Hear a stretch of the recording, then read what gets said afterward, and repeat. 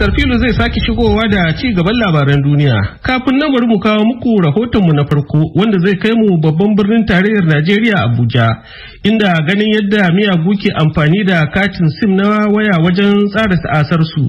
Majalisar Dattawan Najeriya ta gayyaci ministan sadarwar kasar Dr. Ali Ibrahim Fantami don sanin ko me yasa har yanzu miyagu ke iya amfani da layuka marasa rajista. Madina Dauda gare ki.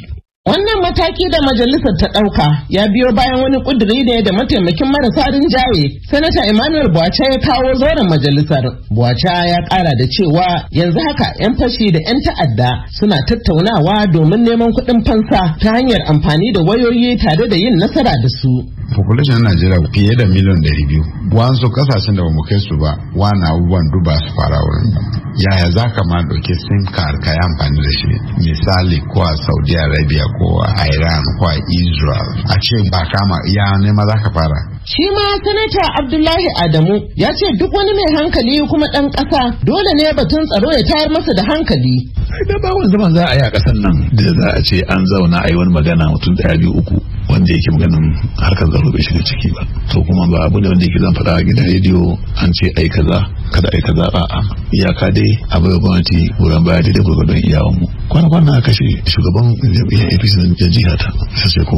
Amma a wani abu mai kamar mayar da martani, ministan kula da ma'aikatar sadarwa Isa Ali Fantami ya ba da bayani cewa a lokacin da ya kama aiki an rufe layuka sama da miliyan 2 waɗanda ba a yi musu rajista ba.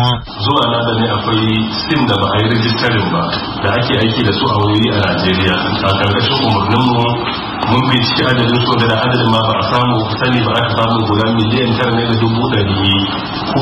Cikin taimakon Allah muka sa a kammala registration da su wanda ba a yi ba a rika layukansu.